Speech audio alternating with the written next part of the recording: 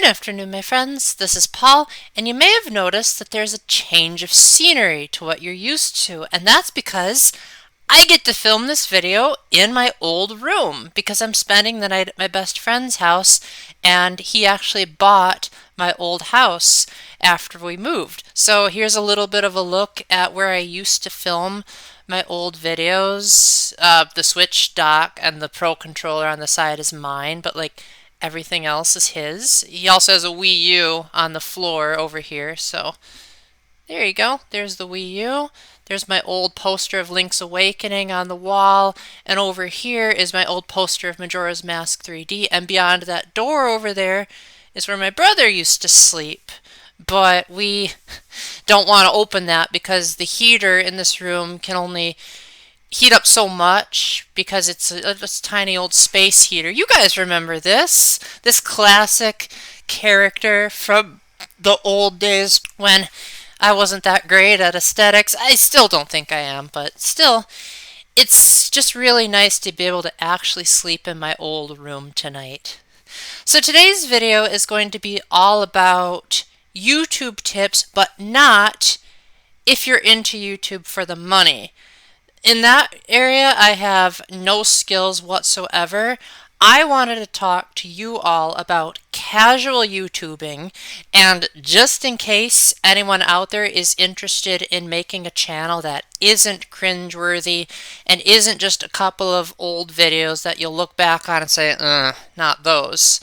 So if you happen to be watching this and want to make money off of your YouTube channel, take some of my advice with a grain of salt because, again, I'm not trying to help anyone be successful. I'm not trying to help anyone make a profit off of what I'm doing. But I would like to say that my channel is relatively successful.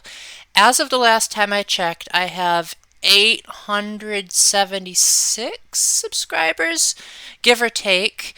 And that's not honestly that great by YouTube standards, but for a simple guy who doesn't really do any advertising, doesn't really ask people for anything except commenting, I'd like to think that's pretty good. And I think one of the reasons why I have so many subscribers, well, I can think of two reasons. The first is I went to a lot of conferences and retreats, and so during those events, I made it a practice to keep bringing up that I had a YouTube channel. And when you're in an atmosphere that's really charged with Catholicism, people that say, oh, you're a Catholic and a gamer? That's really cool. And so, that's what really helped get the word out to other people. I also think that my channel being sort of a variety channel really helps as well because I sometimes talk about Catholicism, sometimes I like to talk about, well, more like all the time nowadays, I like to talk about video games, and I also like to talk about Myers-Briggs. So there's a bunch of different categories that are spread out, and I even know some of my viewers who will watch some of my stuff and they'll see the notification for a gaming related stuff and they'll be like, no thanks. But then I know other viewers of mine who are the total opposite, where they only watch my gaming stuff. And that's totally cool. That's the point of why I have so many folders, is to appeal to multiple types of interests. Now, one of my strategies for making my channel successful in my own definition of success is I like to do what I call niche appeal strategy. Now, I'm not sure if this is a real thing in marketing or not, but I'd like to think it works really well for me. And that's that I like to appeal to the small but passionate fan base that watches my stuff and really likes it, as opposed to trying to bring in lots of new people. I feel like I'm just not naturally that great at advertising, so I don't think I'd know how to make my channel sound cool. I kind of just say, oh, okay, well, if you like it, cool. If you don't, cool. But as far as appealing to my core audience, I really try... Whoa. I moved one of the cords and it made the chair wobble. I really try to think about the people that really, really enjoy my channel and try to really make my content be closer to their tastes. And for the people that are maybe like every now and then viewers, or the countless subscribers that I have that never comment, I don't know, I don't really give them a whole lot of thought, because if hypothetically there you have 876 subscribers and you only get 25 views for a video, that shows that there could have been some that are pity subscribers, or some that just never bothered unsubscribing because they lost interest in my channel, or they're like me where you just don't like unsubscribing to begin with. There could be a variety of reasons. So that's why I appeal to my core demographic, because I know what they want and I know that I can be appealing. And I think that's also one of the reasons why I try to live stream regularly. I say try because that's not really my thing. I'm more of a content creator. But I do think that the people that really like a lot of my stuff, some of them like my live streams better. I don't know if she still exists, but one of my followers actually said, "Paul, I wish you do more live streaming than pre-made stuff." I don't know how that works, because I like to joke around that I'm the world's most boring live streamer, but apparently other people have different definitions. So that's one aspect of my strategy of current success, is appealing to the core I don't want to say fandom because that makes me sound big-headed, but the core people that constantly come around and say that they enjoy my stuff. I try to think, what is it that they want? What is it that they would like my channel to be? While at the same time not losing sight of what I would like on my channel, because whether people like it or not, I'm still going to post reviews. Like, that's a really big deal for me, to just constantly have this huge checklist of reviews where I can like look back on it whenever I have nothing better to do. In fact, a lot of times that's how I pass the time when I'm at my job, is I reminisce on the games that I reviewed and how I reviewed them and what footage I did. And I love just having this mental compartment of stuff that I can look back on whenever I want. I also like to think that I like to film stuff that wouldn't otherwise be possible on other channels as much. Like, I know that that's good YouTube advice in general, is to film something that no one else has done or be the first to do it, which is probably why my Opus Castle review did so well. Like, that's only been out for a couple of weeks and it's already gotten over 1,000 views. Why? Because I was the only person on YouTube to review it, or at least the very first one. I haven't checked YouTube since then, but I did do a search engine to see what the other reviewers had to say, and I couldn't find anything. I found Steam reviews, but no like official publications that talked about it. So that's probably why it was so successful. That's probably why Evergate was so successful. That's my highest viewed review to this date. I reviewed it before the walkthroughs even came out for that game. So I think just being the first one and being original. Also, for those of you that watch my Myers-Briggs videos, you'll know that originality isn't exactly my strong suit. My reviews have been more or less pretty much the same as they've always been, with the exception of now I use a capture card and I try to edit out the pauses in my speeches, but they're still relatively the same format as they used to be. But I also think that's another tip to having YouTube as a hobby, is be consistent. Now, that doesn't mean that you have to always do the same thing and you can never branch out. But I think it's a good idea that you have a relatively consistent schedule. Now, I know pretty much all of us watching this are adults, and we have lives, and we have jobs. So it's not always possible to have a 100% consistent schedule. But I think it's important that you maintain relative consistency, like maybe once a week, maybe twice a week. It doesn't have to be the same day, but it could be that same general structure. And let the audience know what your structure is, if possible. I try to upload every 3 or 4 days.